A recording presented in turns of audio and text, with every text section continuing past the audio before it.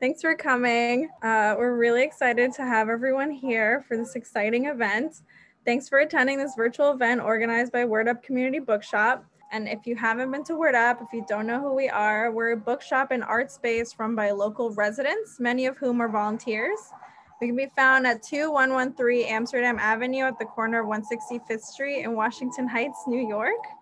Sorry if it's a little loud, I'm at my sister's house. We host events for all ages and sell used and new books in English and Spanish. So check us out at wordupbooks.com to place orders. And because we're not open to the public yet for browsing, we started a GoFundMe campaign to maintain our space and meet our obligations while closed. So we'll put the link in the chat. And I'm very excited to pass it over to Jenny Saldaña for emceeing tonight. And I'm excited to just, listen to beautiful poetry and friendship. Thank you. Thank you so much. Thank you to Word Up. Thank you to all the panelists. Thank you to all of the people, all of our guests who are cyber checking in with us. Thank you. Thank you. Thank you for being here for this wonderful event. Grisel is amazing, and we're so excited to be celebrating her. We have so many amazing poets here who are going to be reading and sharing part of themselves and part of Grisel's work, and we're all so excited to be here. So I'm Jenny Saldaña, your cruise director. I've had a few edibles and I'm about to start drinking, so hold on. So let's get this party started. So I'm gonna call the persons on deck, and then the person who's gonna be first. The person on deck is Ellen Hagar. You're on deck, and kicking it off today is Roberto Carlos Garcia, and I got to pick a section of everyone's bio to read, and this is the section I decided to read about Roberto Carlos Garcia is a self-described sancocho, a provision from the Harlem Renaissance, the Spanish poets of 1929, the Black Arts Movement, the Nuyorican School, and the modernists. So take it away, Roberto. Thank you. Thank you so much. Jenny, that's dope. We're gonna have some fun tonight. My name is Roberto. I run Get Fresh Books. I'm super proud and excited to be the publisher of Things to Pack on the Way to Everywhere. What a wonderful poetry collection. Grisel, thank you so much for trusting us with your work and with the vision you had for your book. One of my goals is I want to bring my people with me wherever I go. That's it. That's what I want to be able to do. And that takes time, and that takes building trust. And, with every book we bring out into the world, I think, we continue to build that trust. And that's so important to me. So, like I was saying in the green room, el libro está caminando, you know what I'm saying? Anda marchando y tocando el espíritu de la gente, right? Touching people's spirits, their hearts and their souls. And damn, if that's not what it's all about, I don't know what is, right? So congratulations. I'm super excited for you. And, I can't wait to see what else you do. Not only are you a kick-ass scholar and academic, but you're also a fantastic poet, Joe. You are a fantastic poet, okay? So, okay, I'm gonna read a poem because Grisel wants me to read a poem. Otherwise, I would just talk about Grisel's book all night. But let's do this. So I'm gonna read a poem from Elegies, my latest joint. And this is called Charge That to the Game. I wonder what happened to the baby. I mean, after the mom slipped her crack vials into the baby's diaper, I never went back. I copped a dime bag and ran to school 3. Looked for my crew. The night, ugly. I sat on bleachers under a streetlight. No one around. Rain cut silence. Soaked my Philly. I couldn't roll the blunt. Damn. Scoped 5-0 circling the park. I ate the weed and walked home. By the end, I was floating. Tried sneaking in, but my sister Kiana posted at the kitchen table. Eating a dime bag of weed hits different. Kiana eyeballed me. I played it cool. Served my rice, black beans, and steak and sat down to eat, and the smoothest moves in silk came on the scene. So what's up? She asked. Chillin', I replied, and shoved the fork full into my mouth. A short trip since my chin dipped in the plate, and by the time I realized, Kiana laughed so hard she had tears in her eyes. I kept going with it. She laughed like a baby when a parent acts funny, so I did it again. My face in the plate as I pushed food into my mouth. She laughed like a baby. I was high as a kite, and she laughed and laughed like a baby. A baby. Thank you so much, y'all. Mad love.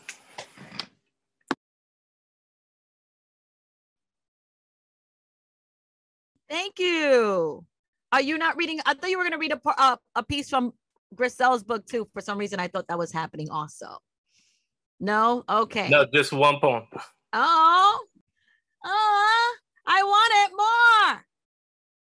I mean, where did it go? Where did you go after that? I need to know these things. I'm high.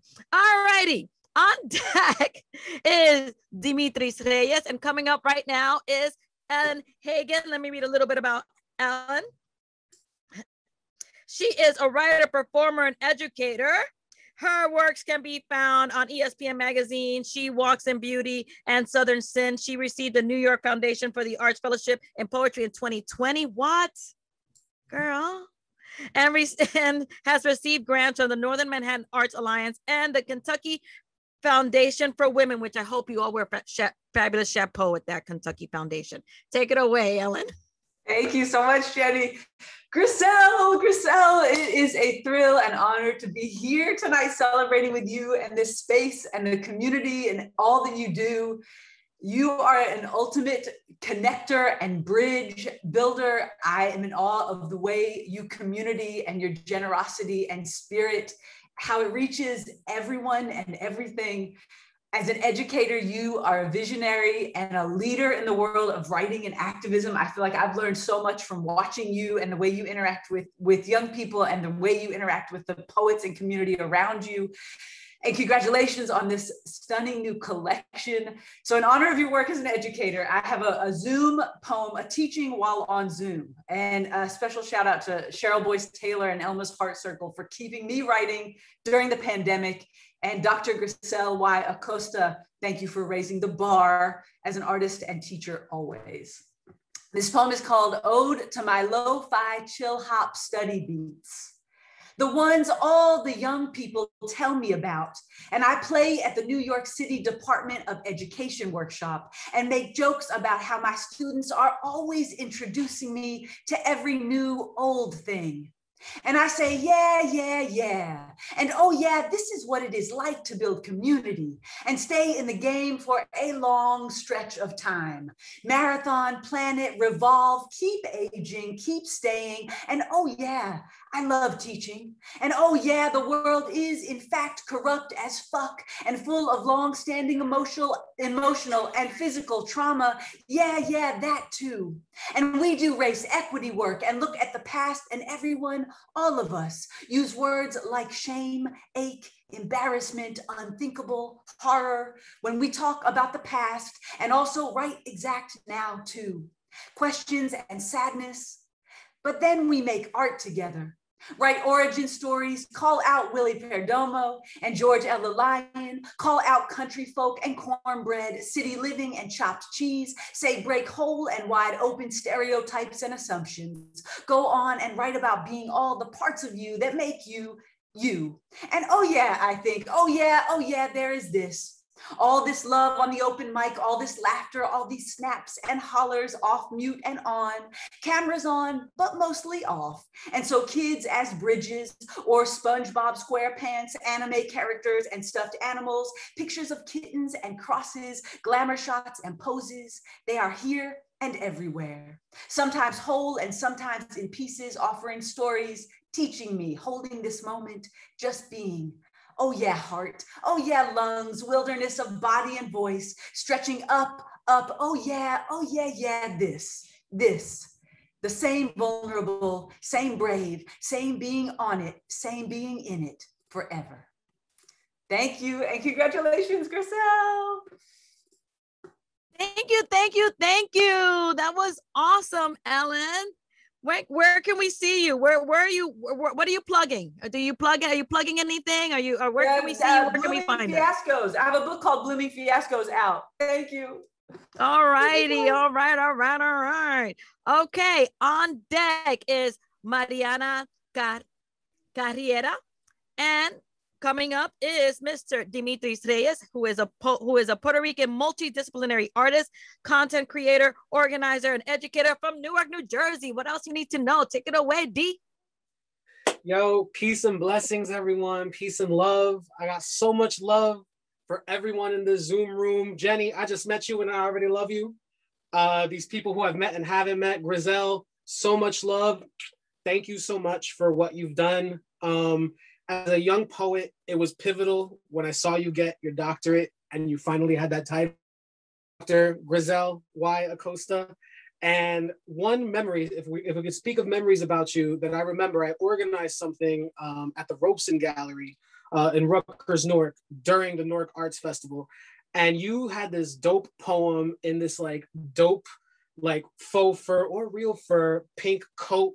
And you came on and you just spat this poem that was like a punk EDM mashup, and you were like doing the so you had the basses and the synths and the vocals, and I was like, listen, I need to be like this. I need more of that in my life. So I thank you. There's so many models for me in this Zoom room tonight, and it's impossible to express the love I got for all of you. So being a community poet, I'm gonna take it as if we are all standing in front of that apartment building that we know. And this is an ode to you, Grisel, and everyone else for other times that we could actually be together. Oh yeah, this is an apartment building ode. But not just any ode, an ode about breathing, walking, jumping, running, skipping people. An ode to a time where we remember what it felt like to read odes outside. An ode about oding so hard it boxes itself into a sonnet, harder than bus stop benches and light rail seats, taxes, and systemic poverty. The oding of this poem is an apartment building sonnet about people stacked up like bricks, like the words in this sonnet. People that will tap you on the shoulder and make sure that you're listening to the fact that this poem is a token, a favor, a shirt off your back. Oh yeah, this is the apartment building. Oh, there's freestyle hip hop and bachata on the steps. Depending on the time of day, you pick up groceries. There are bikes by the curb and notebooks on those steps, soda bottles, 2-quarter juices and candy wrappers and bags. There's a 10 p.m. curfew for noise, and the music plays till 9:59 because the stoop DJ wakes up early for that job too. There are no loitering on the stair signs in every hallway, though we understand what we do not do is aimless. There is a smell of food, home cooked or homemade, plátanos in C5, Hot Pockets in A3, Chinese food in the lobby. There are lovers, soothsayers, telltale tellers, doers, hustlers, potatoes, flowers, lighters, and so many different kinds of hand gestures. This is a concrete box that we are calling home. This is the life we learn to love and live. Thank you. Oh my God, Dimitri, I didn't forget my scallion pancake in the delivery downstairs. They always forget my scallion pancake. That was so awesome. And it took me back to, to my stoop, to where I grew up in Washington Heights. So thank you. On deck is Danny Schott, and coming up is Marina Carriera, is a queer socialist, Luso-American poet, artist from Newark, New Jersey. She is the author of Tanto Tanto. Oh, I like that. Tanto Tanto. I'm gonna leave it right there because I think I like Tanto Tanto. Take it away, Mariana. You just added so much more flavor than the way we say it in Portuguese, which is tanto tanto, which sounds so angry. Like yeah, but thank you. I think I need you need to introduce my book, my next book, like just like that. I'm gonna record you. You got it, baby. And thank you, Dimitri, for that poem. It felt like home. And thank you, Grisel, Dr. Acosta, who is, you know, you're the homie. I was explaining to my 9-year-old the other day the difference between homies and friends, right? Because she's like, why do you call some people your homie and some people your friend? And I said, because friends are people we care about, right? And we always work to, you know, help and make a difference or whatever. But homies are the people that see your soul and they know you. And right. And Grisel, you're my homie. And a hardcore inspiration for me, not only as a poet, but as an artist. And now as a future academic. You know, when I met you, I was like, this woman, she's a fucking academic and an artist. Like these two things can exist. These two, and you know, so you gave us this permission. You give women like me and all, you know, and our Right On Babes and all your homies permission to live their truths and to not be afraid to do the work, you know, for our joy. And this book is it's a brilliant, remarkable testament to weird, queer, Afro-Latinx womanhood. And I'm so excited to teach it to all my awesome students in my class. Okay, so I'm talking too much. I feel like Roberto's already like giving me that look. All right, congratulations, Grisel. Thank you for your book and for your work. While 6 planets retrograde, I consider mandalas an America. I'm too American and not American enough, I think, to know what a mandala is, how it could be useful. My immigrant family taught me that if something has no real use, it isn't really real. And if mandalas are symbols through the universe, how do they pay a water bill, put meat on plates, keep children from orphanages of steel? What can a dreamer who knows dreams are circus clowns do with a search for the self? How do I find myself in the midst of chaos, looking for answers to all the questions? Will fascism reign another 4 years? Will we be deep fake to death? Will Black lives ever actually matter? Will we trans humanity? Can a mandala help at all? How do I explain the practicality of art to my late grandmother, who didn't come to America to raise no artist, didn't leave mother and siblings behind in a village buttoned by boulders to work maid at the Ramada, freeze meat in plastic bags and buy bedding at ABC, to walk me to and from catechism, learn good morning and bye-bye to the mailman and teacher aides, to cook cozido and boil hot dogs, all for me to talk about mandalas, much less my pride in first generationism, to attend panels and write poems in 2 languages about how she went hungry for most of her childhood, analphabeta in both. How do I explain the energy of mandalas in a prayer to my dead grandfather, who didn't come to America to raise no socialist, for there was nothing he believed in more than the American dream and the almighty dollar, who scraped and saved time, money, and bathwater to tailor suits for up-and-coming supermarket studs ready to take the industry by storm, who hung Reagan calendars on refrigerators in hopes his looks and money and Hollywood machismo would trickle down to his son, who went from owning a mechanic shop to wearing a MAGA hat and pretending his niece wasn't always radical, always the kind of woman who scare men like him, the kind who knows that money is the root of every evil and would set the 1% on fire if it meant that 99% of us could access basic health care. How do I convince my father of the power of mandalas? My father, who didn't come to America to raise no feminist, didn't leave his father's fields and tractor and shadows of his brother's white collars, his soccer buddies and binge drinking hitchhiking youth to work construction in grimy tri-state cities under Local 472. A proud union man who paid for both his daughter's colleges without ever owing a credit card, to tell me all people are equal and should live their truths unless those truths hurt people like him, that the most important thing is to work, to raise a daughter who knew better than to marry a man like him, who knew better than to marry a man, who knew better and is marrying a woman. How do I tell my mother that a mandala I saw in Morristown reminded me of being her child? My mother, who didn't come to America to raise no queer, didn't drop out of East Side at 15 because white folks taught her to fear books and Black girls, to work at Beat-Dish Bakery and Lucy's Hair Fashion, and dealt with her own mother who didn't know how to be a mother, teach two children who didn't know she didn't know but always blamed her for not knowing, who drowned her sorrows in telenovelas only to have a daughter who teaches her own children that the most important thing is to know you don't have to be good to be good. And I'm sure there's a mandala out there for all of them, fierce lines, bold spheres, and light waves exploding in possibility.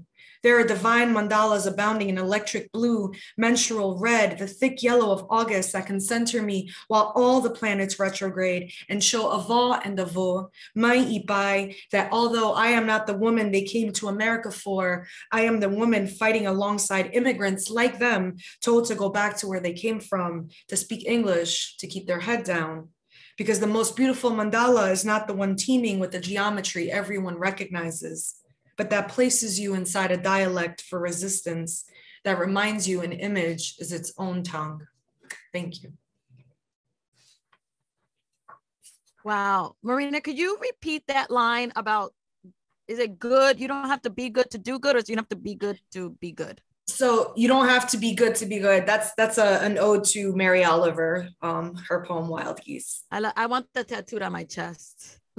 Yo, oh, I have it on my finger. I was gonna say I should get a tattoo. Dale. Oh my God, I love it. I love it. Jenny. I think, yo, you we were with you every step of the way. All of us, I'm getting verklempt, but it might just be the weed. We're all children of immigrants. So we all had, all of our parents are those parents who didn't come to America to raise whatever the hell we are right now, you know? So we are there with you, and thank you for sharing that. On deck is Ching-In Chen. I hope I pronounced that correctly. And coming up is Mr. Danny Schott, whose Danny Schott's work, New and Selected Poems, was published in March of 2018 by Cavan Carey Press. Danny is currently head poetry editor of Red Fez, an online magazine, and an associate editor of A Gathering of Tribes. Take it away, Danny. Thank you, Jenny.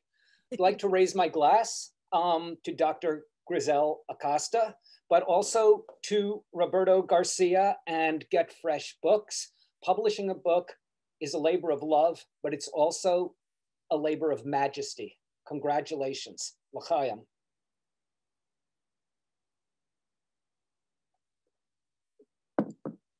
Okay, let me tell you what I said about Grisel's book, and then I'll read a poem.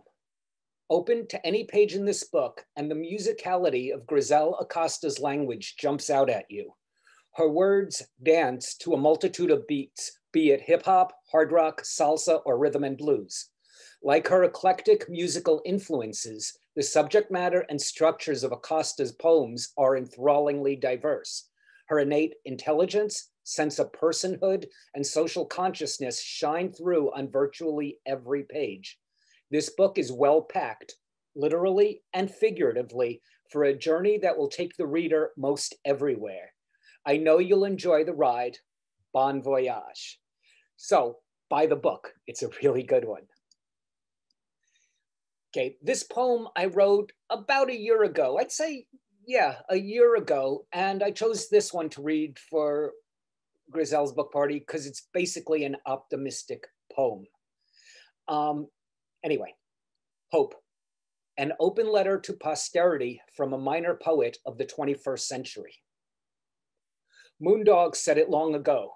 Bye, bye, bye, Manhattan. So long, Steve Dalachinsky and Steve Cannon, the Grassroots Tavern and Carnegie Deli, St. Mark's Books and Sidewalk Cafe. Say adios to living in a zip that starts with one. Can we hope again to afford a Yankees game, a Broadway play, or a taxi ride across town? Where have all the people gone?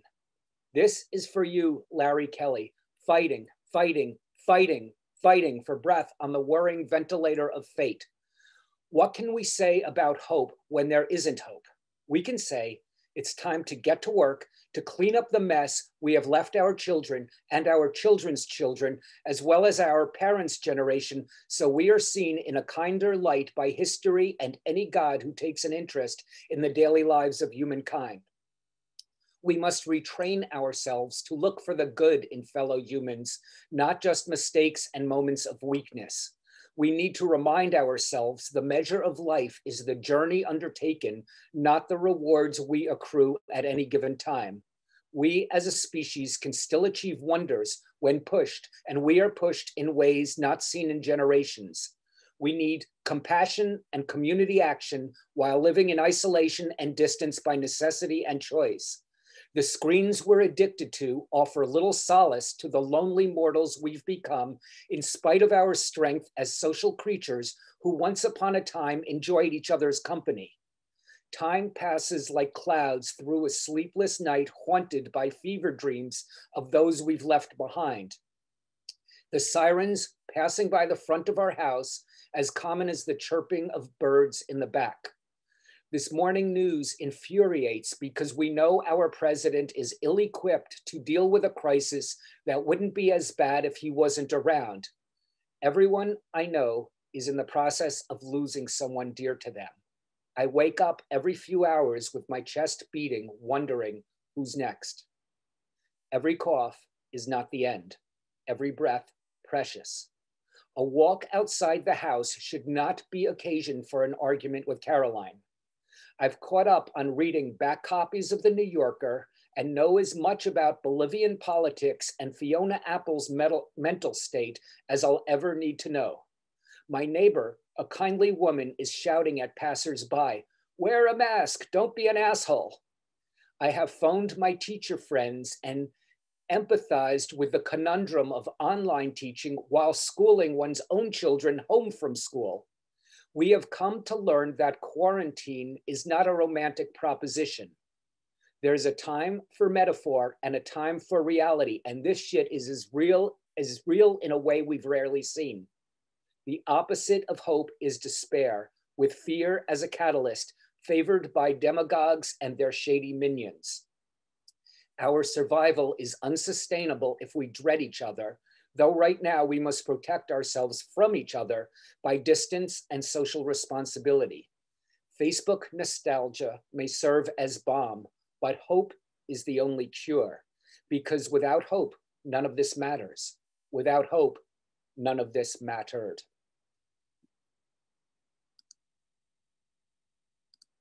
Wow. Thank you so much for that.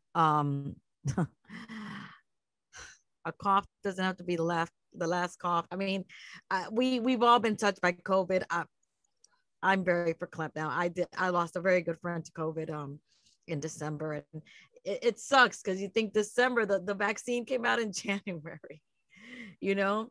So thank you for that. And quarantining has been very difficult, very difficult. So thank you for that. On deck is la doctora Raina Leon, and coming up to the mic right now is Ching-In Chen, a genderqueer Chinese-American hybrid writer, community organizer, and teacher.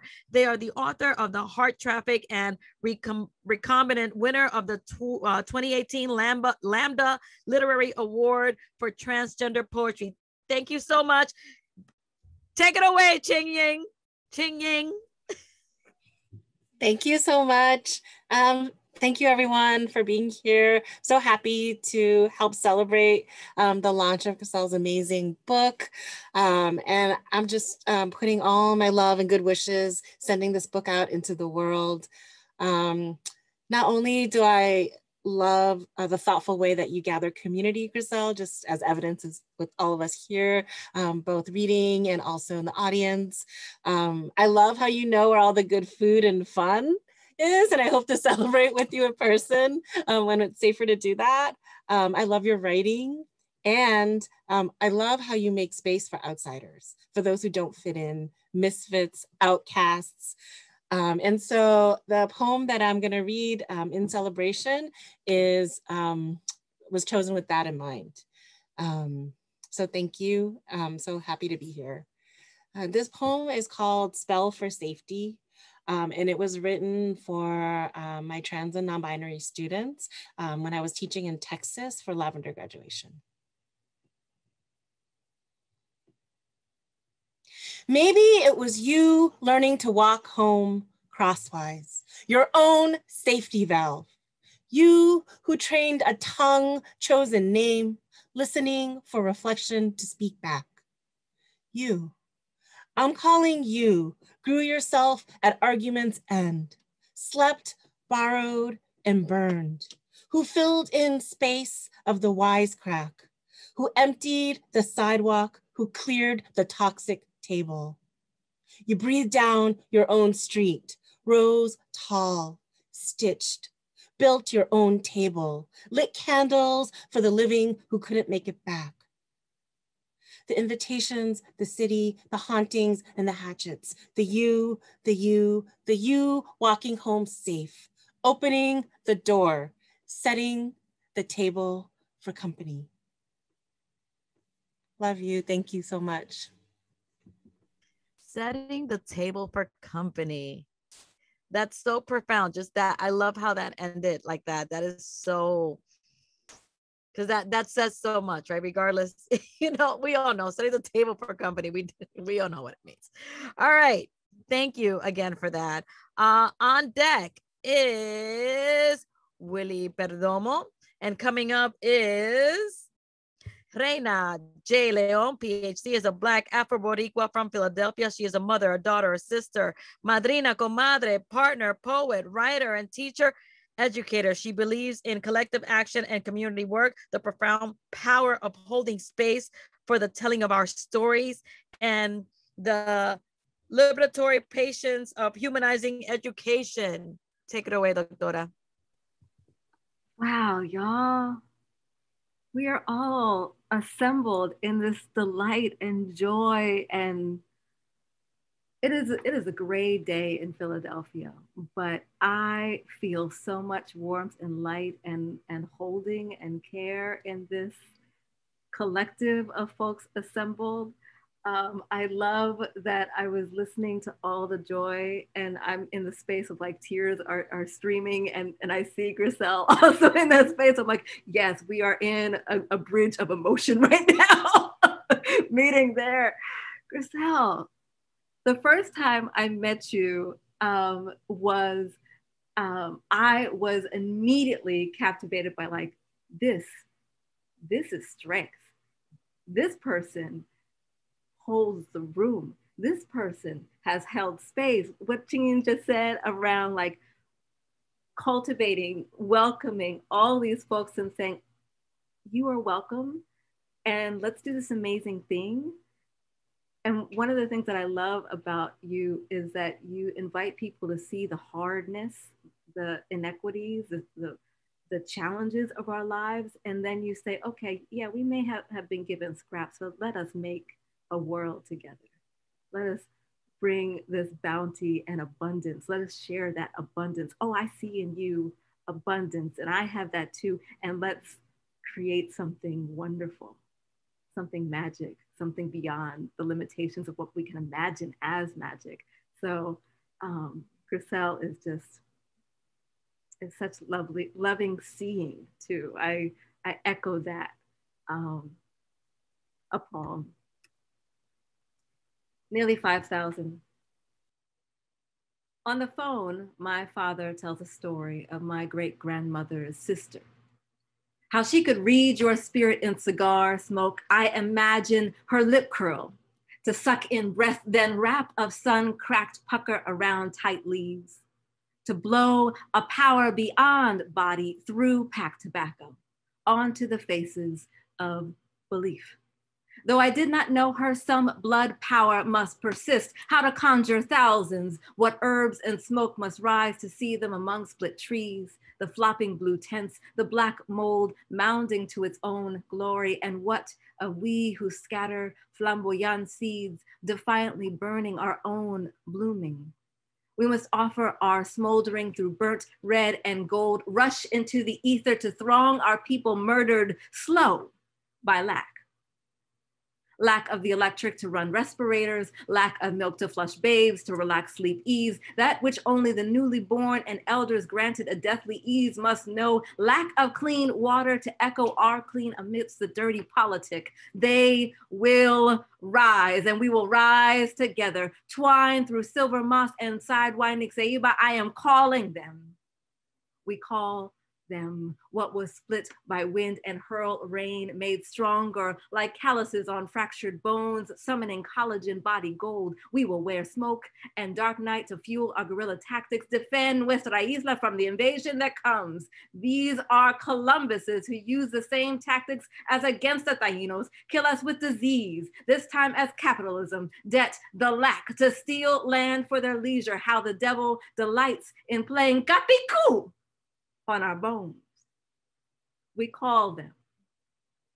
We call the bones to rise and shake, exchange uselessly flung towels for dagger hauntings. The devil does not know the danger the living can do, riding a tidal wave of spirit we all know how to summon, starting with our own. Thousands gone and not gone, and we are millions marching machetero, siempre, siempre pa'lante. Nothing will stop our rising from even foundations cracked by smut, nada. The coqui are already singing. So honored to be here with you. So honored to be here with you. This book, this gathering, Grisel, amazing. Thank you so much. Thank you for that. That was, and we are going to keep marching. We're all going to keep, I'm just so overwhelmed with emotion, and it's not the alcohol yet. So, yet. All right. On deck is JP Howard, but coming up to the mic right now is Mr. Willie Perdomo, whose bio I had right here, and then I got off for Klimt and I lost it, so give me a minute and I will find it. Willie Perdomo is the author of Smoking Lovely, the remix, The Crazy Bunch, the essential hits of Shorty Bonbon. Shorty Bonbon. That's my new tag, Shorty Bonbon. And where a nickel costs a dime. Winner of the Foundation for Contemporary Arts Cy Twombly Award for Poetry, the International Latinos Book Award, and the Pen Open Book Award. This man is so hyphenated and so amazing and so awesome. I'm going to stop talking. You take it away, Willie. Right on, mic check. Can you hear me, Jenny? We got you. We got you. Peace. Thank you. Thank you. And Raina, you need to come up to Maine, man. Forget Philadelphia, man. Come up to Maine, man. Listen, Grisel, I think I've only really known you in the last 2 years. And I know you as a literary critic. You made me see things in my work that I wasn't necessarily looking at. You made me look at my work anew. I know you as a teacher and the love that you give to your students and the intention and the engagement, visiting your classes. I know you as a partner too, because on occasion, Vincent and I will have some Zoom drinks and shit, and sometimes you'll stop by and we'll hang out and we talk, and sometimes you've been over to the house for some of the parties we've thrown and all that. So I know you in that capacity. And now I know you as a poet. And it's beautiful to see all these sort of dimensions, but like reading the book, it made me realize something that we've always known, like being Boricua, being Caribeño, being Cubana, being Colombiana, being Dominicana, whatever it is, it's not just one thing. It's not a monolith, right? It's all encompassing. And for that, I'm really grateful to know you in that regard.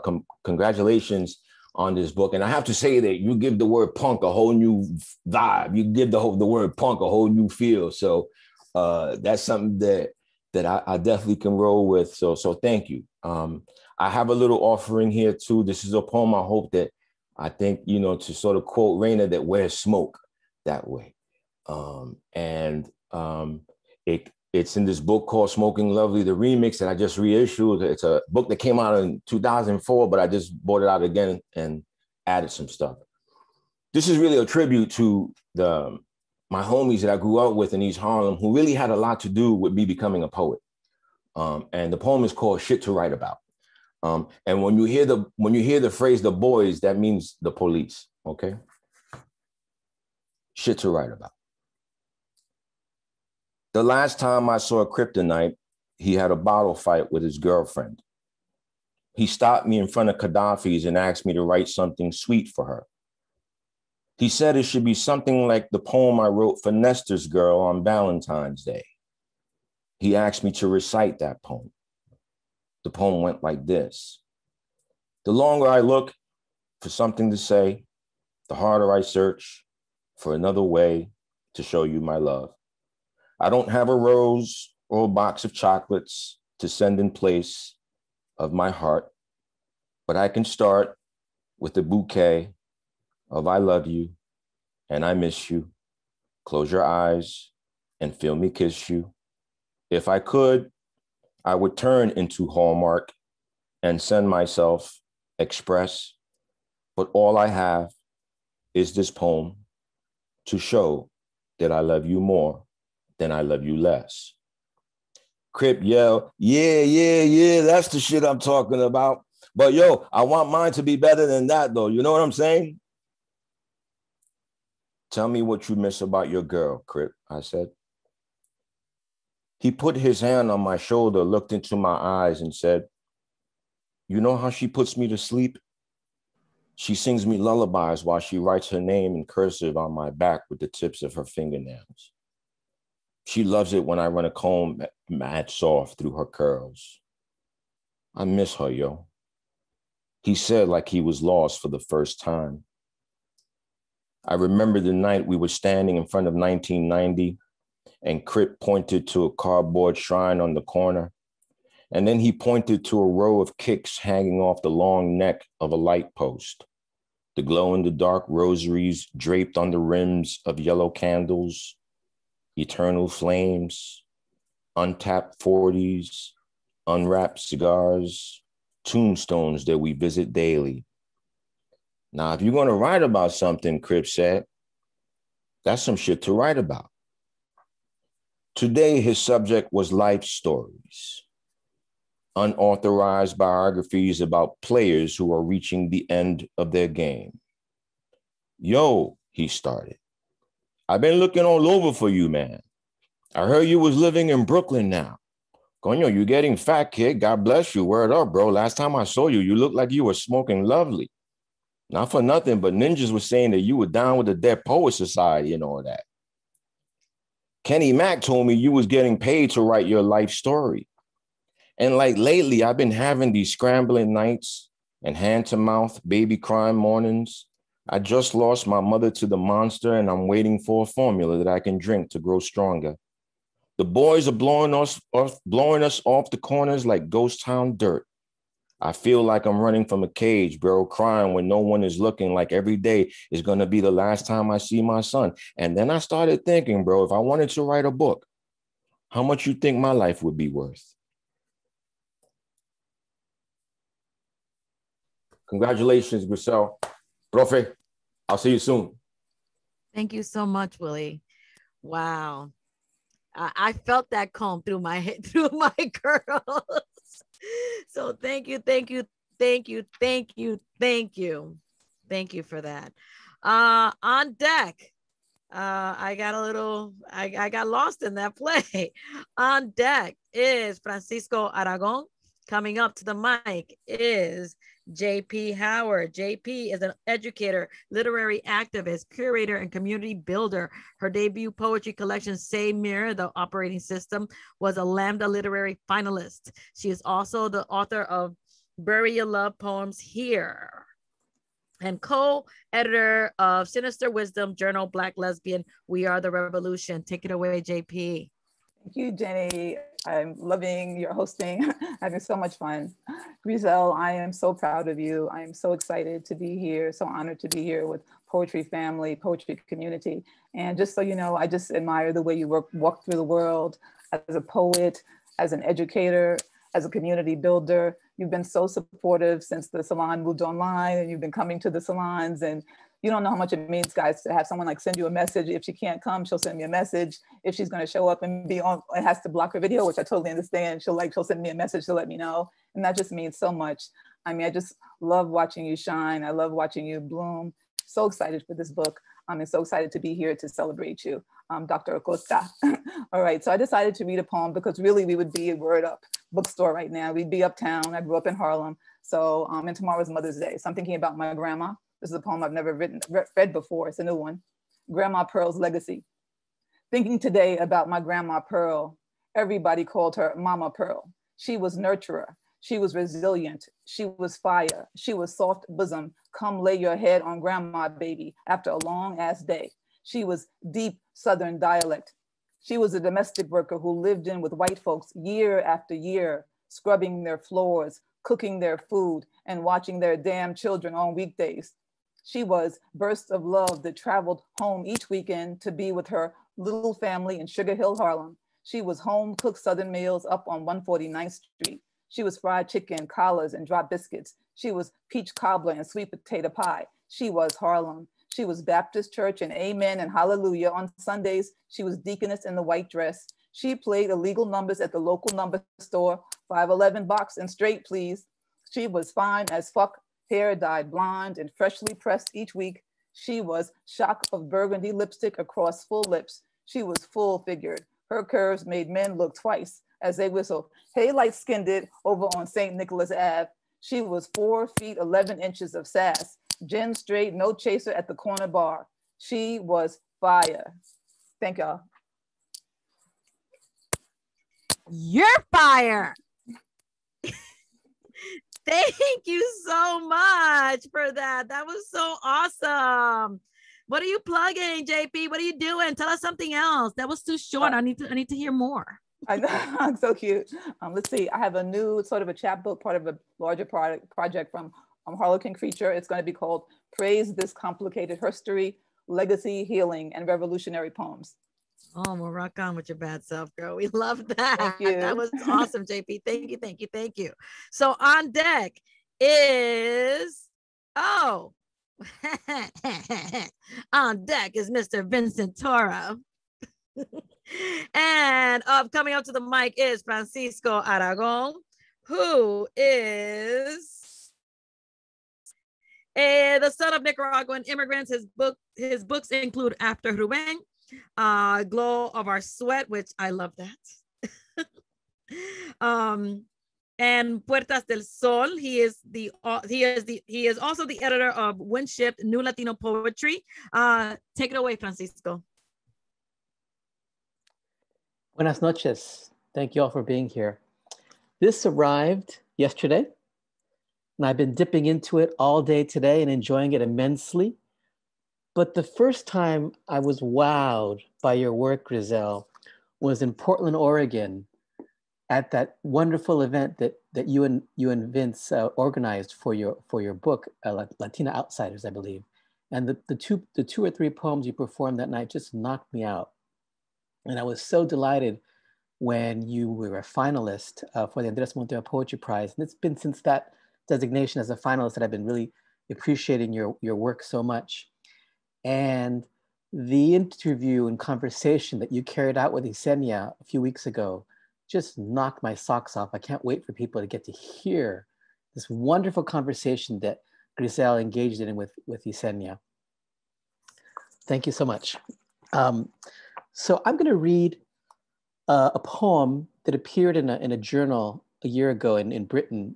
It's a journal called Magma, and I was invited to contribute something to a section that's called Inspired, where you write a poem that's inspired by someone else's work. So it's a cento of sorts. It's a sort of a peculiar cento in that I'm taking lines of poetry by one poet over a period of 6 books. So in many regards, it's a collaboration. And it's called With Carmen, and it's dedicated to Carmen Jimenez Smith.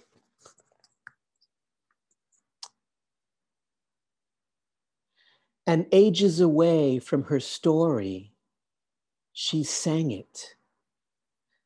Splatter of phantoms against the spray. When I was a girl, I thought clouds were God. I wanted to cup the moon's curve. I was light from the mouth, from every part of me. I was of the earth, or a scar in the earth, pouring through. Sometimes her heart bleeds so much, I am a raisin, and the starry black is like the inside of a secret. Sometimes she hollowed out a sound like trembling, pointing to where her silvery heart smoldered.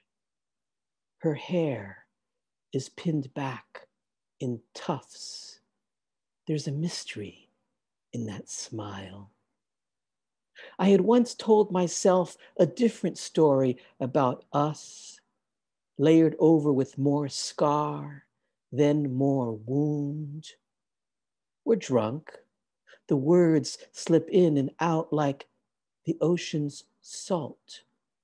Scraping of walls, skin on resistant skin, until our throats are dusty with the grit lingering in quiet, deep vowels. We circle the wound. All of us circle the wound. Because imagine it's like a rose, trees, caverns, rocks, a gathering of cells, bloodied mortification and witness, voice boxes. Metiste la pata porque abriste la boca, pero te lo digo with love. Real prayer woven in the threads to spread over my whole life. Phrase of thread meant to stitch shoes, instead stitch the tang of touching. This is our intimacy now. My nails trace the cracks we've made over the years, an ooze of new self. Nosotros, muffled by the clang of dishes and jokes and raw and hazy, but delicious. So imagine all of your bodily urges, bleeding, breathing, learning. I evoke a pink, vulnerable jelly, still pulse with the plasma of exchange. You have to like what time does. Each day I talk to the part begging for wind so that my sound will echo 1,000 miles away. Once there was a ship powered by bones that flew in the air. The cosmos, the twine of our breaths into wind, into carbon. Our tongues make branches move. Carmen, they call out from across the sea. Have you made anything good with our outrage? And the new city rises from the bits of what? Mumbled indecency of the sweetest kind. Thank you very much.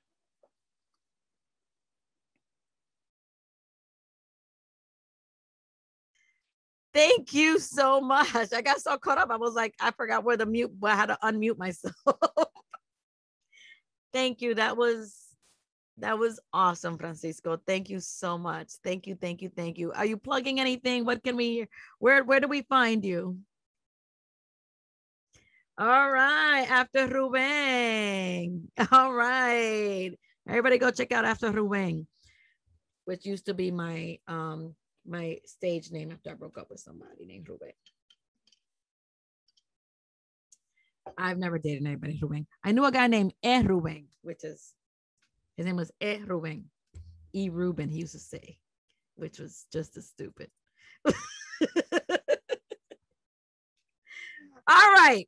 On deck, I don't even have to say who's on deck, because on deck is your headliner, la doctora Grisel Yolanda Acosta. But before we bring up our main event, before we bring up the greatest, her betrothed, her lovely and amazing husband. Wait, I got a note here. Who wrote me a note? Oh, I'll MC whatever you want. But actually, before Vincent goes up, I wanted to read something really short, if you don't mind, if that's okay. I'm not a poet. I'm not a poet, but I am a comic, and I'm writing a book, and I'm going to read you a little section of the book that I'm writing. The book is called Master First Dater, Second to None, because I never go on second dates. And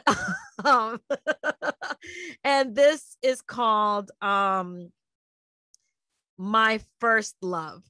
And this is really quick. So I just pulled it up. I didn't practice this. I'm sorry. I'm totally bogarting the show now, but just give me this. Okay. Now that we're moving to Nueva York, can I get a penguin? 6-year-old me asked my mom. Penguins don't live in Nueva York, baby. Pero Nueva York is cold. And you told me they lived in cold places, I argued. I wanted a penguin as long as I could remember. Who doesn't want a bird in a tux? And living in Dominican Republic's capital city of Santo Domingo, my mother had to explain to me that it would be impossible even if I had offered to keep him in the fridge. Despite the disappointing penguin news, I couldn't wait to move to Nueva York. You have no idea how cool America looks on TV when you're not from here. My first and only pet was a golden retriever named Kellogg, which we pronounce Kelo. And yes, after my favorite American cornflakes. Kellogg went to live with my grandparents after we left the island. When my neighbor and best friend Tanya served me Tang when I was over her house, all I ever wanted to do was drink Tang. I worked up my best Ralphie in A Christmas Story pitch. Mom, I can make it myself. They did it for the astronauts. It's gotta be full of good stuff, Mom. She shot me down with her version of "You'll shoot your eye out, kid." With "Why would we buy powdered orange juice when there's an orange tree in the backyard?" I went years without drinking orange juice because of that exchange. Traditional New York City checkered cabs have huge back seats with a partition dividing the driver from the rider, having a tiny drop-down seat for the extra passenger. This was before seatbelts or safety were a thing. And that's where I sat, beaming that there was a seat just for me in my cousin Mario's cab the day he picked my parents, my 2-month-old baby sister, and me from JFK way back in 1977. It was December. And if you've never seen New York City in December, you have no idea what you're missing. It's magical, especially 2 6-year-old eyes experiencing it for the first time. At that moment began my love affair with the city, become my first and forever true love. There isn't anything I don't love about New York City.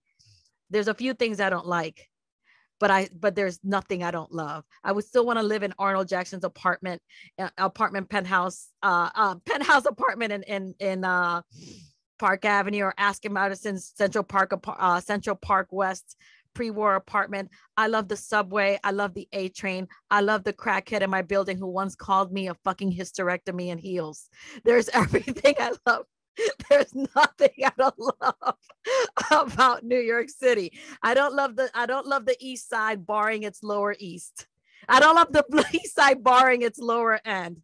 I love all the New York City centric cop shows, and unlike most New Yorkers, I love Times Square. Thank you. All right, enough about me. Let's give it up to the husband that is every woman's husband goals. Husband goals are set by Vincent Toro. I just want to say that. Okay, he is husband goals to the point that Grisel wrote a poem called "My Husband's Cock." I'm gonna leave it with that, and take it away, cocky. Hey everyone, I'm here getting all emotional and Jenny takes us in another direction. Thank you, Jenny. First of all, this has been so beautiful already. So happy to be here with everyone. I miss all of you and I can't wait till we can do this like the old school days where we could drink and dance and talk shit all night after the reading. And I can't wait to give all of you abrazos. Y'all have heard me gush before about mi vida. So I'm not going to talk about her as a partner. I do want to talk about her as a poet before I share my poem. you know, when I was a kid, growing up, it was a badge of honor when you were like the first to like be into a band before they blew up. You know, like, oh man, you know, I saw Pearl Jam and so before their first record even came out, that kind of thing, you know, or you know, I saw Biggie before he even had a record deal. And I'm really proud that I got to see Grisel when I was like 24 years old at Cafe Largo in Washington Heights, a reading. And I'll never forget it. I tell people this, that before I fell in love with Grisel as a person, I fell in love with her as a poet. Because I went into the reading and she was on stage and I was completely mesmerized. And I think, and a little jealous, you know, I was like, wow, she put it all together. Like her poetry does for me what music does for me, right? Y'all know I love music. Like it ignites my head and my heart. And what I see in her work from then, and I still see it now, just in a more refined way, is it's like, and I've told her this before, like I put her along Audre Lorde and Lucille Clifton and Julia de Burgos in her truth telling. But then she also has the fire of the punk musicians she loved, like Jello Biafra and Polystyrene. And somehow she pulls it all together. And then she's rhythmic like Lauryn Hill, who she writes after too. And in this one package. And I'm constantly blown away by her work. Whenever she says to me, oh, will you read this? I get excited. I can't. She's always like thinking she's burdening me. Oh, will you read this? And I get so jazzed and I learn so much from you, Grisel. You've made me a better person. You've made me a better poet. I've learned from you the work you do in the classroom. I'm lucky enough to see how you approach teaching and how you approach your scholarship. And she's such a fierce intellect. I learn from her every day. Sometimes though, I have to tell her, for example, don't talk until the movie's over, because Grisel can break down a films. Like she dissects a film or a text before it's even done. And I'm like, yo, give me a chance to process first before you give me your genius, you know? She's so good and she's so incisive. And I'll just say this too before we, like, I tell my students all the time that anyone can be trained to write. We all use language. There's a lot of trained writers out there. And so I can train you to how to use syntax and how to construct an image, and I can teach you forms. But the real work of a poem and poetry and being a poet is actually happens long before you approach the page. There's an inner work you have to do. There's an inner work that you have to do to develop a person that filters the world in a unique way. And Grisel, your poetry does that. You do the inner work to be a sincere person, to be a person who's in love with the world, but that also doesn't let the world off the hook. And there's a compassion mixed with an intellect that I'm always in awe of, that I see in your work. And I just, yeah, I'm in awe of you and your work. And I'm glad to be on this ride with you. And I'm so proud to be here celebrating your book. Because the other thing is, all of y'all know, you all say all this great stuff about her, and I'm glad that you all see what I see. But what you don't see is what happens, what it takes to get there. As an Afro-Latinx queer woman who has a punk philosophy and ideology, I have watched you fight for this. Like, honestly, some days I'm like, how does she not have like all the awards and the fellowships and several books already with, you know, how has it not come to all of this already? How does the world not see what I see? But we know this world is so full of isms. And she has had to fight so much racism and so much sexism. And she continues to shine. Like, years and years, I have watched men try to silence her. I've watched academics try to steal her ideas. I've watched allies try to hijack her. I mean, I've seen, I gotta be real for a minute about this stuff. I have just seen so many, from so many directions, her have to take fire. And somehow she not only resists those people and doesn't let her take from her light, but she still treats them with compassion as a person and on the page. And that blows my mind, because I'm old school Boricua. I'm ready to scrap. I'm like, these people need, they need to be endured. And she somehow sees the beauty and the compassion in people anyway. And she still does the work. So I know I'm going on a little bit long now, but I'm getting a little verklempt. And so I'm so proud to have seen that in spite of all the ways that the world has tried to silence you, you still sing, mi amor, mi vida, because when you sing on the page and on the stage, all of us are better for it, and I thank you. And so with that, I want to leave you on I'm lucky enough to have written a poem about her. It's in my book. And it's called Punk Obad for Hardcore Chica. It's for Grisel, and it's also a response to Pablo Neruda's I like for you to be still. Because I love Neruda, but fuck that. Don't ever tell any woman I like for you to be still. Don't tell anyone that. Punk Obad for Hardcore Chica. I like for you to be clamorous. It is as though you were a stack of Marshall amps in a concert hall. My listless mind is quickened by your dulcet caterwauls. It seems as though your irises radiate as filtered Fresnels, rousing me from a disquiet repose. You do not emerge from me. You emerge sovereign from your own collaged cocoon of glitter and leather jackets. Why would I ever want you still and distant? For I tingle when you flutter swirl, composing etudes out of cabaret camp and critical race theory.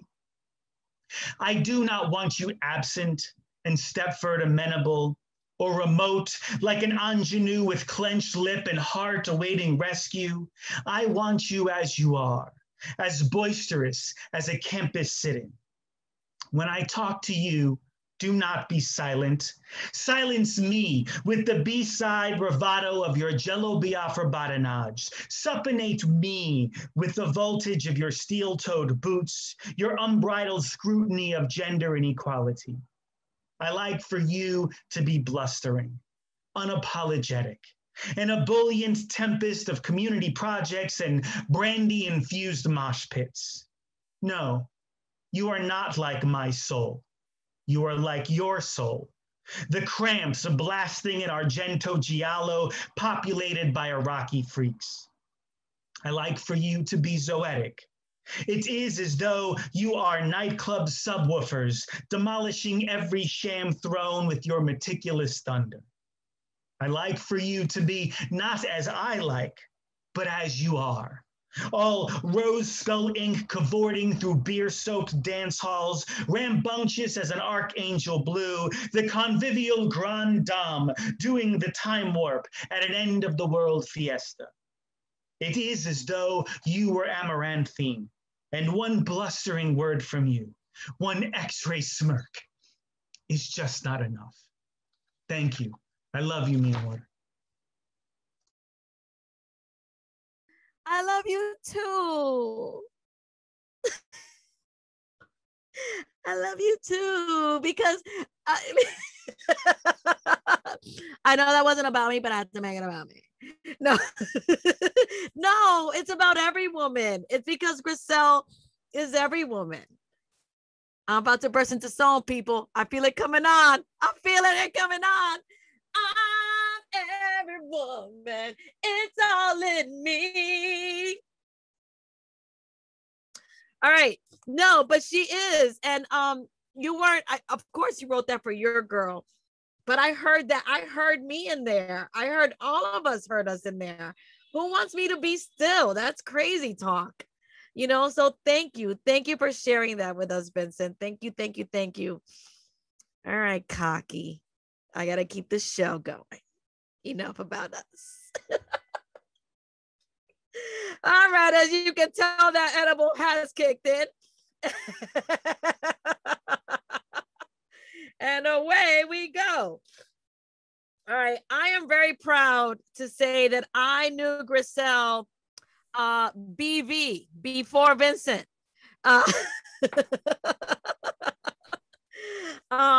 We are family. It's family. We are family in the true sense, because sometimes we don't talk forever. And then we talk and it's like yesterday. And that's what family is. And when she called me and asked me if I could do this, I'm like, girl, What is wrong with you? All you have to be like, Jenny, we need you on this date and blah, blah, blah. Show up. I want to show up. I'm actually wearing pants, people. So there you go. On a Zoom call. For you, Grisel. So I'm going to try to read this through my tears because hers is the only bio who I will read in its entirety. But before I even go into that, Grisel is everything everyone has said and so much more. I've seen her get beat down and pick herself up again. I've seen her go through so many trials and tribulations on every, they run the spectrum, like all of our mountains, right? We all have mountains. Some of us just conquer them better than others. And Grisel is definitely one of those people who definitely conquers her mountains. And I am so, so blessed to, if I'm going to paraphrase, which I read to you one time last time, but I'm going to paraphrase it now because I just redid my bookshelf and I can't undo that. Like, I just look how neat it looks right now. I can't find the thing.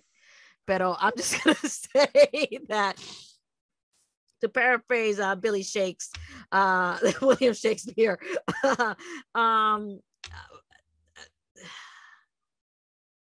how I am so unworthy of your love, but your love makes me so, so worthy. And thank you for that. And now I'm going to read her bio because that's what I'm here to do. Okay. Dr. Grisel Yolanda Acosta. I will, now that I'm high, you're welcome, Grisel. It just kicked it. Now that I'm high, when we had to roast Grisel, I just made fun of her name because she hates that people mispronounce her name. So I would call her Grundle and Beowulf and Christides. She liked Beowulf the most, just so you know. I'm giving that to you. All right. Dr. Grisel Yolanda Acosta is an associate professor at the City University of New York, BCC. Her first book of poetry, Things to Pack on the Way to Everywhere, is an Andres Montoya Poetry Prize finalist and now available from Get Fresh Books. Recent work can be found in Best American Poetry, The Bafflers, Acentos Journal, Cooley Journal, Red Fez, Gathering of the Tribes magazine, Split This Rock, Patterson Literary Review, and celebrating 20 years of Black girlhood, the Lauryn Hill Reader. She is a Geraldine Dodge Foundation poet, a Macondo Fellow, and the editor of Latinas Outsider, Remaking Latina Identity, and anthologies that feature over Latinx 30 contributors and subjects. It is my pleasure, my honor, and my complete and utter joy to introduce to you Dr. Grisel Yolanda Acosta. Thank you, Jenny.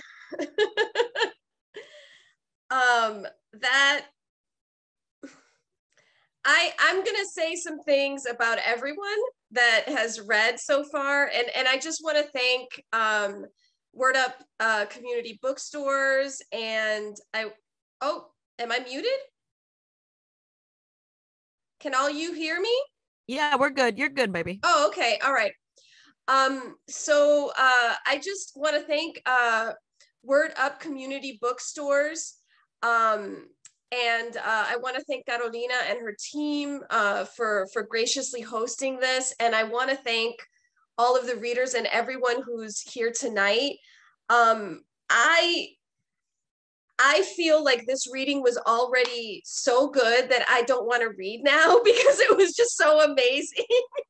That's really how I feel, but I know that this is a celebration of my book, so I'm supposed to read now. I get it. But everyone was so wonderful, and all of you have been so generous. And I just want to say a few words about every person who spoke, who read, and who has been speaking so far. So first of all, Jenny, when I first came out to New York, Jenny was someone who,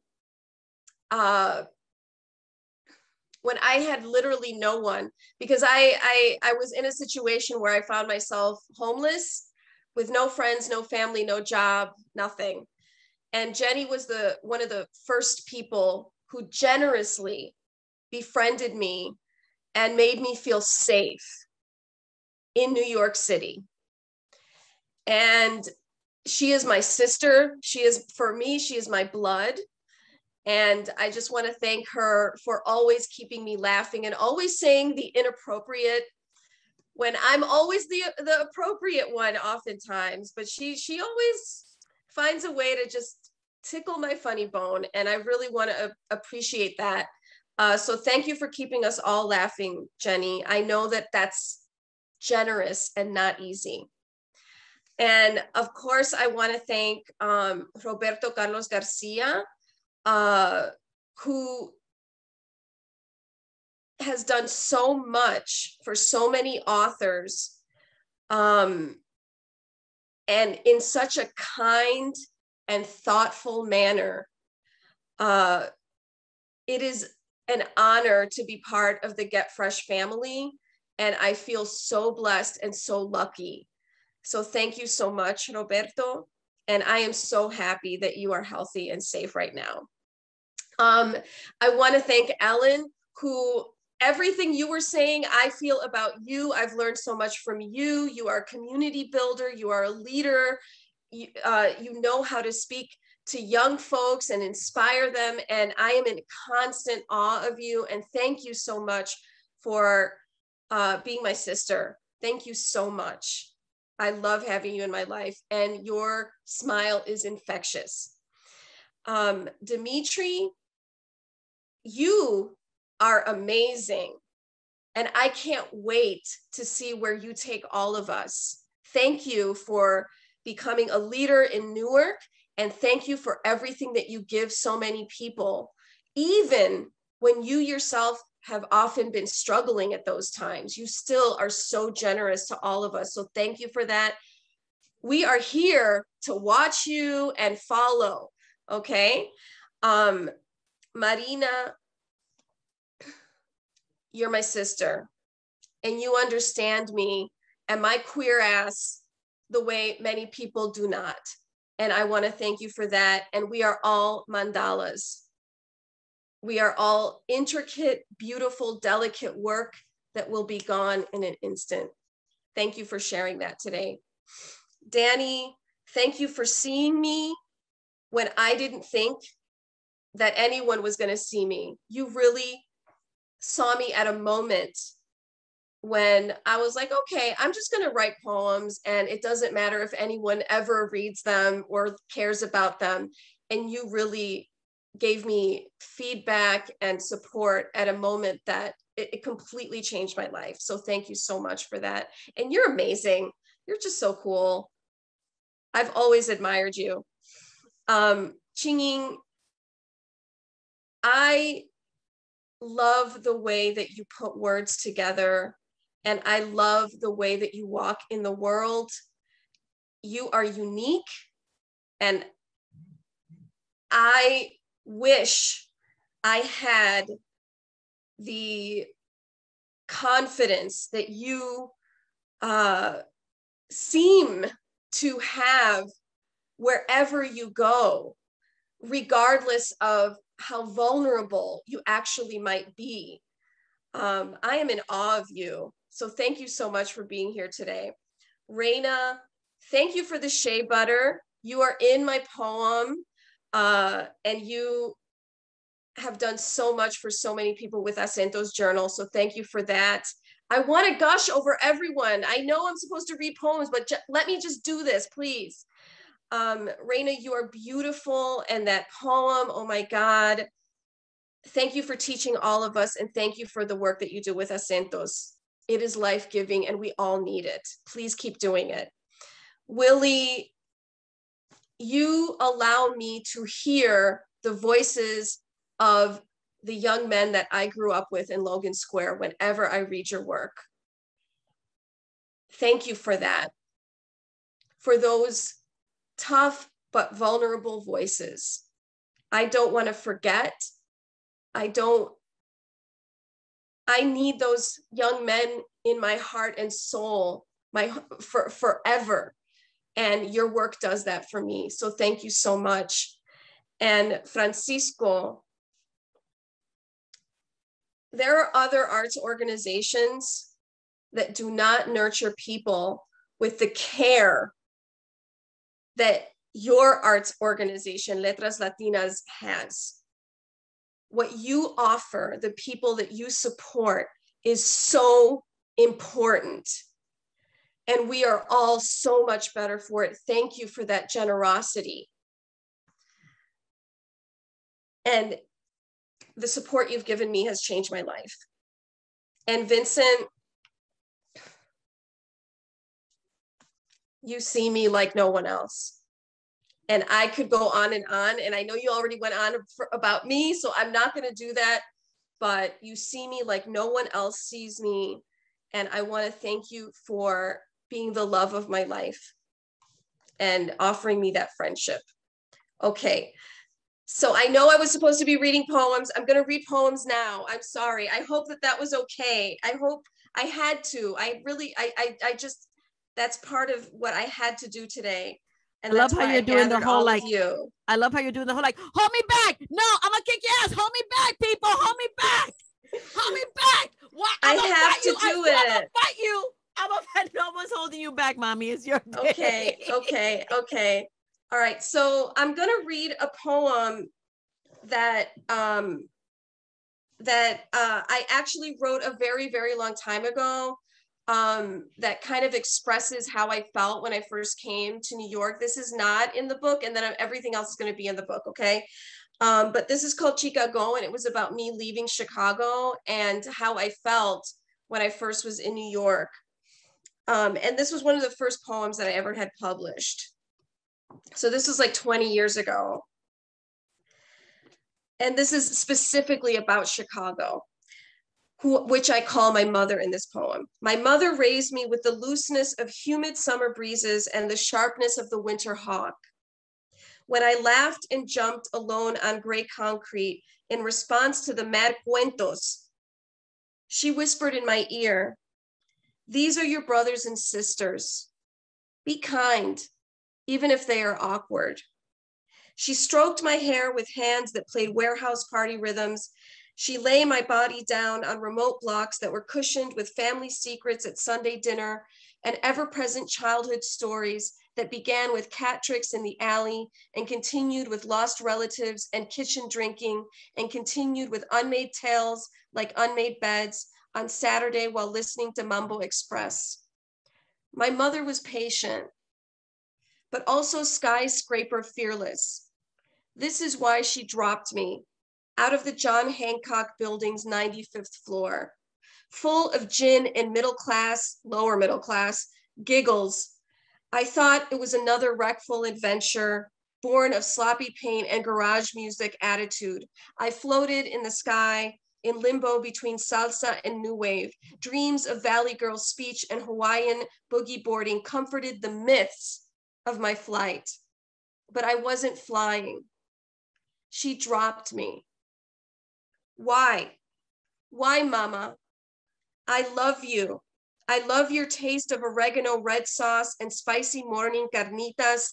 I love your Northwest Side smell of Polish sausage and cheap bubblegum. I love the expanse of your curves and how you let me road trace them at 3 a.m. I love the sound of your flimsy neighborhood carnivals and stretched vowel language.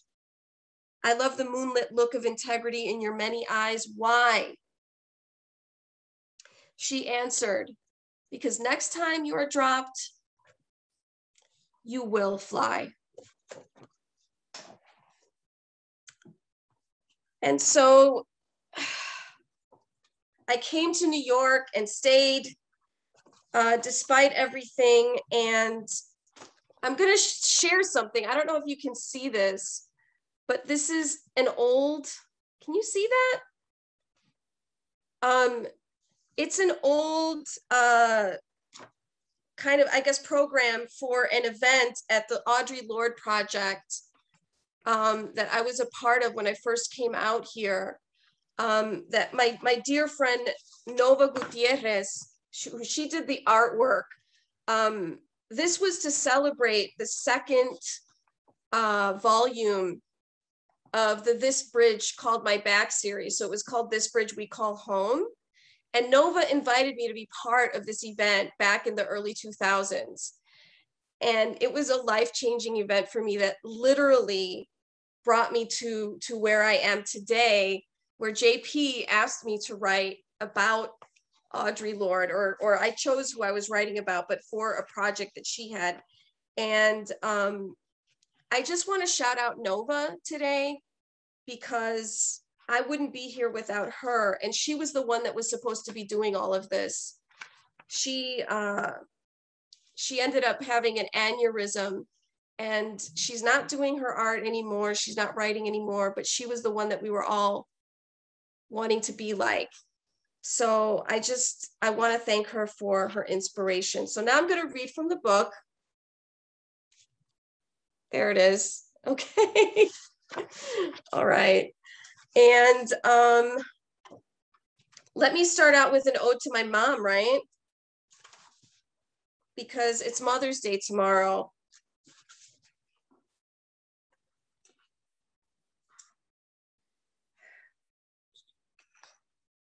So my mom is actually here today, and I hope she's not too bored, because she always says, no entiendo lo de poesía mucho.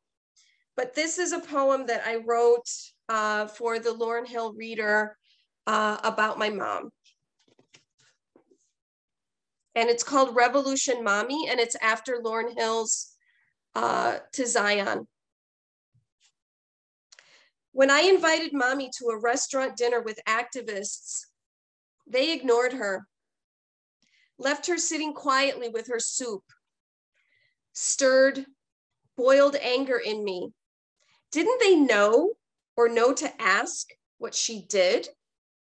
Bravery isn't conferences and panels and books. Mommy in college read every day alone on her bed, wasn't very social, except when she met Papi, who noticed she didn't talk much, but when she did, it was brilliant. Papi went to my grandfather's flimsy wooden Cuban shack and asked for Mommy's hand. Abuelo denied the marriage, said, "Tú eres muy negro." Mommy married Papi anyway. Didn't speak to Abuelo for 20 years. She lived in Barranquilla, in the Colombian jungle, in Princeton, and then Chicago with Papi. A photo of her when I was born has her looking away from the camera, despite the huge smiles on my father's and brother's faces, as if they don't see what she gave up, created. La guitarra is what brought her back to the world. Me, her kinky-haired Afro child, Santana, La Sonora Matancera, Paco de Lucia, Piel Canela, cinnamon skin, the soaked wooden curves of sound she listened to on her bed on Saturday mornings while I read her books in Spanish. The child she was unafraid to give birth to. Representation of love of a Black man who fell in love with her mind, the sound of her voice. Mommy, rubbing Vicks on my chest at 4 a.m. Mommy, making me eggs for dinner when I didn't want red meat. Mommy, spending too much money on my classic Hollywood prom dress. Mommy, singing the music of West Africa, Spain, Cuba in her ramshackle Logan Square bedroom. Mommy, giving up family to create new family, revolution love. And Papi, not seeing what she sacrificed because she lived to give, like a singer gives until the voice is gone. Mommy, ignored by fashion revolutionaries who see her as just an old lady who hasn't done much. Mommy, the one who embraced the Blackness in her husband, in her daughter, because she knew her love was the only flag that matters, the only country without borders or castes.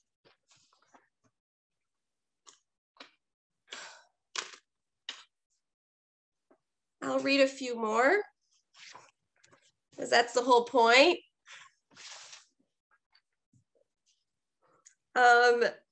So I'm gonna read one of my sci-fi poems. It's not exactly sci-fi, but it's about something that actually happened. But this is called The Guts of a Corporation, and it's in response to several surgeries that I've had to remove 21 tumors in my abdomen. When you have surgery, you must sign a form, agree to let the overseeing medical organization dissect, reproduce, dilute your removed organs into anything imagined by science. Of course, you sign. Under bright lights, under sedation, under the knife, you dream of you as an ear on a hamster, you as fat-free potato chips, you as Wilhelmina Sotomayor in 2035, the first female WNBA star to beat a male NBA star in free throws, you as a baby who cannot grow beyond being a baby, you as a blonde, green-eyed man who joins an uber-Nazi organization in 2076, who celebrates 600 years of ignorance about his own cells, chanting nonsense in a suburban park. You, as a lump of red and purple flesh, screeching ploomf, ploomf, ploomf all day, wheezing during lonely nights. You, as a tiny 1 millimeter cybernetic supercomputer, massaging electrons into unknown sounds, making the next movement of music to unite the world with dance. You, as biohazard garbage dumped into soil, becoming something woody, leafy, tall, stretching into clouds, breathing under the same stars that 3,000 years ago saw you play when you were something brown, something female. You, as virus explosion, hurting millions just by existing. You, as vaccine, killing another version of yourself, because isn't that what growth is? When you wake up, only you, the original, exist, except for the place in your belly that has been hollowed out. Isn't that what growth is? That's it. So I'm gonna read a poem. Yeah, I'll read a couple more, I guess. Maybe we'll stop at around 7:45 or so, and then see if anyone has questions. I'm gonna read a poem about my brothers. I have a contentious relationship with my brothers, but they've always been my heroes since I was a little girl. And I don't think they know that. So this is ways of seeing my brothers. Uno, you are precise artisans, designing aircrafts meant to soar above the altocumulus, or pumping air pulsating through twists of brass trumpet, pressing fingers down on valves to scream higher than a jet. Dos, smirking boys in a 70s photograph, unaware of the holes in your socks. Tres, fearless little men walking into classrooms filled with children who will only think to ask, are you a speck? Cuatro, I do not see you in jail the night you totaled mommy's car. I do not see you stoned or geeked out, lonely and alienated in the college dorm. I do not see you terrified when you see no options in the want ads. I do not see you when you cry alone, when your best friend fell in a rain of bullets. I only see the miraculous feat of survival, how you managed the impossible, staying alive when the world told you every day you did not exist. Cinco, I remember the day your daughter was born, dear brother, and you had to fill out a form, choose black or white.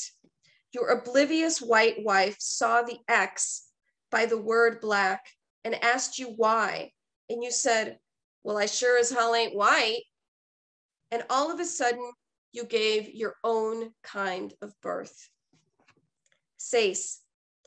I wore your clothes, walked like what we call a boy, talked knucklehead talk, became what you were. 7. The only time I met Tío Segundo in Cuba, who built his home with black market wood, his dirty workman jeans, the same as the ones I saw on you, brother, after a day of roofing. And my heart hurt because I knew the two of you needed each other, drank yourselves into oblivion because you longed for each other, yet you would never meet. 8. I listened at your doors, Devo, Bang, Bang, Bang, Santana, Black Magic, for hours, wondered in AC/DC electric curiosity, fizzling, guitar feedback, waited for you to open the passageway. 9. Are you safe, dear brothers? I cannot protect you from this obsession with your demise. All I can offer is what I have seen. Remember, what I see is beauty. And maybe I'll end with, I don't know what I'm going to end with. Y'all want to hear something musical? Yeah? Okay. All right, so let me see which one. Okay, I'm going to read Slick Product. I never share this one anymore. This is an old one. This is actually one that I wrote while I was still in the Cafe Largo days. So Slick Product is a song to sing when the world wishes to simplify the complexities of life. Oh my God, I'm singing.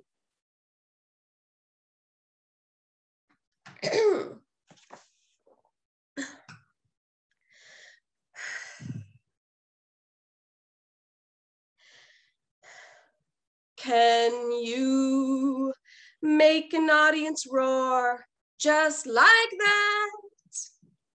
Leave them begging for more at the drop of your hat. Do you have street men and scholars in your hip pocket? Do you act like God was in your mama's locket? Are you a slick product I can sink my chomps in? Do you perform with intensity? Are you a slick product I can sink my chomps in? Do you make thinking easy for me? Do they all agree your words are impressive? Do they take notes as you speak and say you are a blessing? Will they pay cold cash for a piece of you? Do you have people working for you who all say how they love you? Woo! Are you a slick product I can sink my chomps in? Do you perform with intensity? Are you a slick product I can sink my chomps in? Do you make thinking easy? Do you make thinking easy? Well, you've got all of the answers wrapped up in a bow. All of the answers wrapped up in a bow. All of the answers wrapped up in a bow. Do you make thinking easy for me? So that's that. Yeah, I think we're done. I think I'm done reading. I think I'm done, but there's so much more. There's more. Oh so my God, that was so, like, I wanted to give you my feather boa from right here, and you deserve that feather boa for that for that diddly. I said diddly, but I meant diddy, but you know where I am right now. So thank you. Oh my God. Can we give it up for the amazing, the one and only Grisel Yolanda Acosta? Thank you, you all. Yay, Thank you. yay. Grisel, you make us better. You are, God, those eyebrows though, bitch. Come on. I wish I cared. But I wish like mine would look that good, but I don't care enough. I just wish they look, because I bet yours are just like that. Like no, it's all a thing. It's all a thing. Oh, that's a thing for you? For some, like, because mine are like. Yeah, I have to work on it, honey. Well, I wish I cared enough for that. I did dye my hair so you don't see my grace. All right. So now we're gonna open it. I know. I forgot about all of you. I was just about to like, do you want to see my new shoes, Grisel? All right. So I want to thank everybody on behalf of Grisel. I want to thank everyone who participated today, everybody in the panel, everybody who's watching. We're gonna we said put the Q&As in the Q&A section. I don't see any Q&As right there. So if there are any Q&As, please post them. I will read them. If you post them in there, I will read them on your behalf. And then Grisel or whomever you're addressing on the panel will respond. Sounds good. In the meantime, I could just go into my whole, hello, my baby, hello, my darling. But yeah, if there's anyone who would like to ask a question or say anything, or just please, anyone at all, I see you, my friends out there. If you want to say anything, please do. But please put them in the Q&A so they don't get confused with the chat. There is a Q&A button, so you put it in there, and I will read it out loud for you. Sobriety permitting.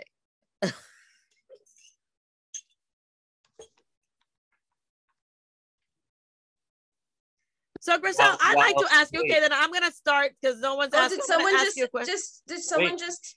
While we wait, I just want to say, when Reina said macheteros in her poem, I was like, yes, and I went and got my machete. Look at you.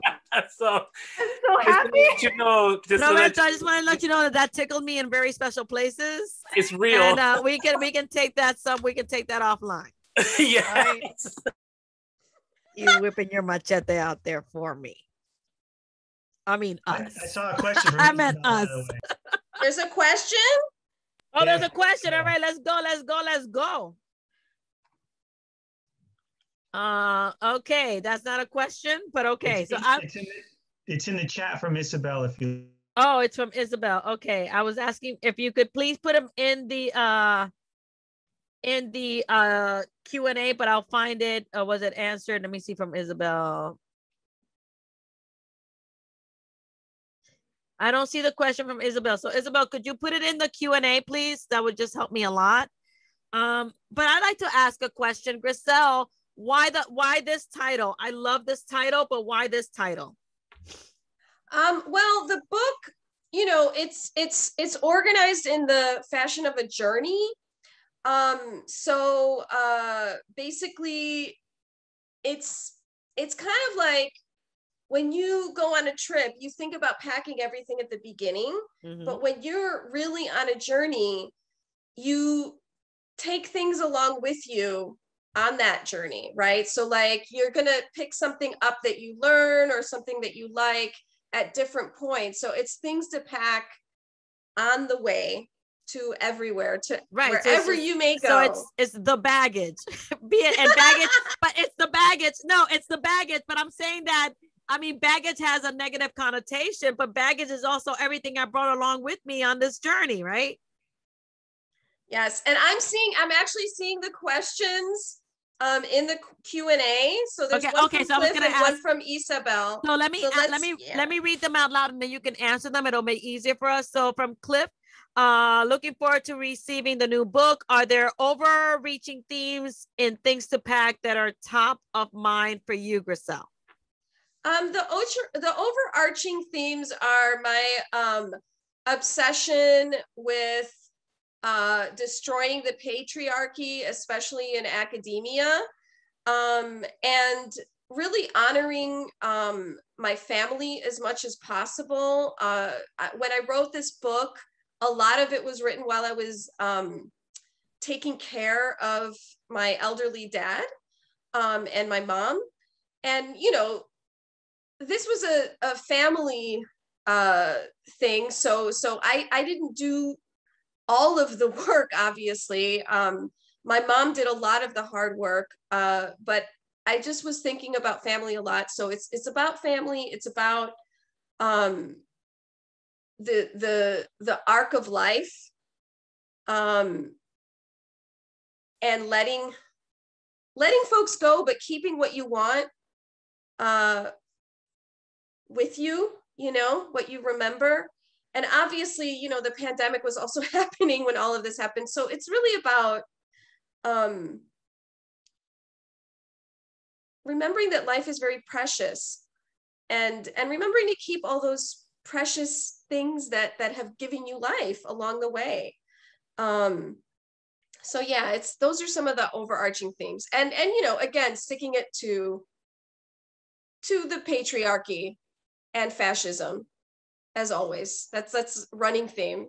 Number one, sticking it to the man. And I think that kind of answers Isabel's question, but Isabel's question was, what was the experience and process in putting together this book? So I think you kind of answered that right there, Grisel. I don't know if you want to add anything to that, but I think the process of putting together the book was,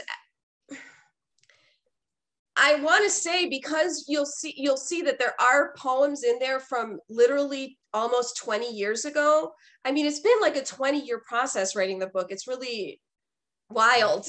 A lot of the poems were written recently, but it's been a very emotional but exciting and honestly family building process. I just love all the people that have come together to support the book. So it's been good. It's been good. There were tears, but it's been good. The next question is a question just to everyone, but I'm sure we want you to answer it, Grisel, is how do you know when a collection is really done? And I'm struggling with that with what I'm working on right now. So how do you know? Is it really ever done? Yeah, I was gonna say I would correct Dancing in the Mirror right now. Like I would take a red. Yeah, I want to actually say something specific about that too. It's never done because y'all are gonna read my love of you'll hear some allusions to or read some allusions to Borges in the book. And I just recently read some really racist stuff that Borges wrote. And I love Borges. I love the imagination and the sci-fi and the short fiction masterful writing. But man, I'm just so angry that and I'm not surprised. I'm not surprised. He is Argentinian, of course, right? He was when he was alive, but a collection is never done. So there's that. And then the hoo hoo hoo owl in my Things to Pack on the Way to Everywhere poem, the title poem, it's actually a mourning dove that I'm alluding to. So there's always revisions to be made even after it's been published, yo.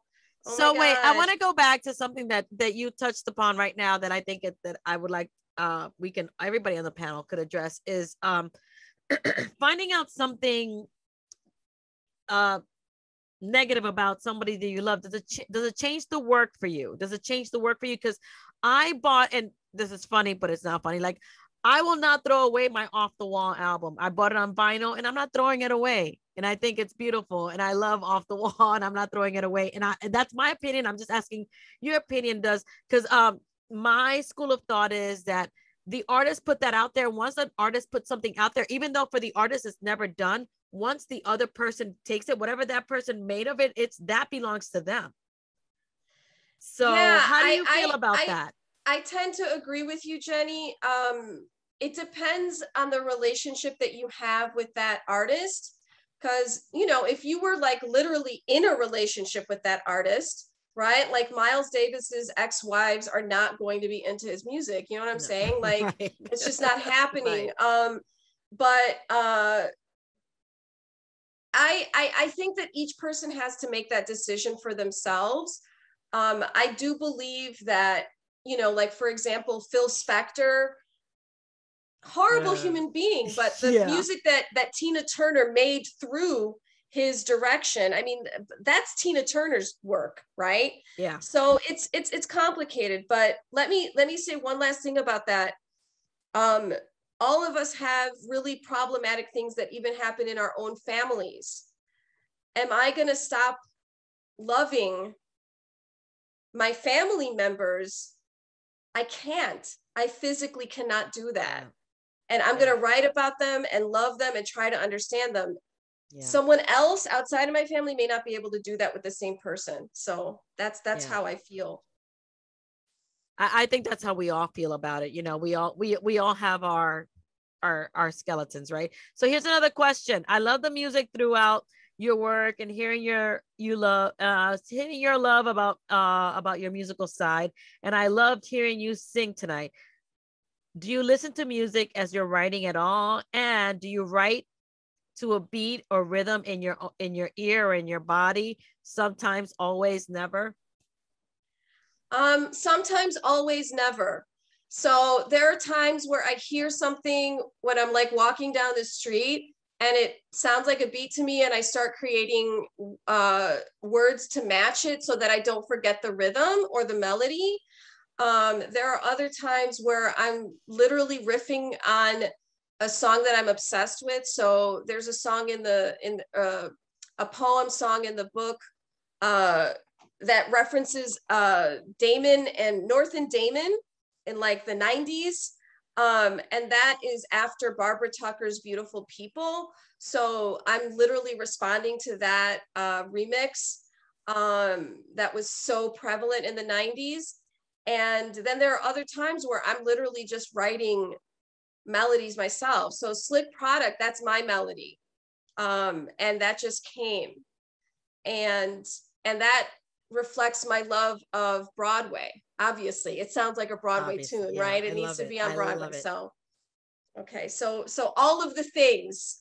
And I know we really should probably end in a couple minutes. Okay. Yeah. So I think there's just one last question. I think that was it. Oh no. Yeah. When did you know you were a poet? How did your mom react? Oh, I love that one. I didn't know I was a writer until someone at Columbia College Chicago told me, but I was writing books since I could write. So like 3 years old, I was already putting pages together and writing the letters. And my mom, like I literally she saved that book, you know, like it's the book of C's or something, the book of W's. So my mom always had books in the house. I think that she was surprised that I became a writer because I was really like into painting. And she's not really into, she has so many books, like she loves books, but I don't think she ever thought that her daughter would be a writer. So I think that she accepts it, but she's a little confused by it. Yeah. I think that's true. I can say that it's true about my parents and my family. They're like, oh, today she's a comic, or today she's. Whereas I've been doing this forever. Like today, whatever's making me money at that. If I land a gig on today, she's an actor. If I wrote a book on today, she's a writer. So I think that's just the diaspora, which I always pronounced diaspora for a long time. So somebody correctified me. So I think that's just part of the diaspora experience. So again, if we're gonna close the Q&A, I want to thank every single person who is within my voice. I want to thank every single panelist. I want to thank every single one of your parents for producing you. I am in a space of love, and just feels so good to be around like-minded people. And even though like Thank you, The Jenny. shutdown has been difficult for me. I've been alone. So doing this is so awesome. And thank you for letting me be a part of it. And I think this is probably the weed, but whatever. Thank you, Jenny. But I And want to thank you thank to everyone. everyone who came. I want to thank everyone on your behalf and just thank you. And you say the last words. I'm going to stop talking. You go. Abrazos todos. Thank you for coming. And it was so great to have you here. Thank you. Love to all of you. Ciao. I'm available to host anything and everything. Bar mitzvahs, divorce parties, whatever you got, hit me up. I got you. All right. Thank you, everybody. Go finish your drinks. Love you all. Got everybody. Congratulations, Grisel. Yeah, congratulations. Thank you everyone for coming. Congratulations, Grisel. Congrats, Grisel.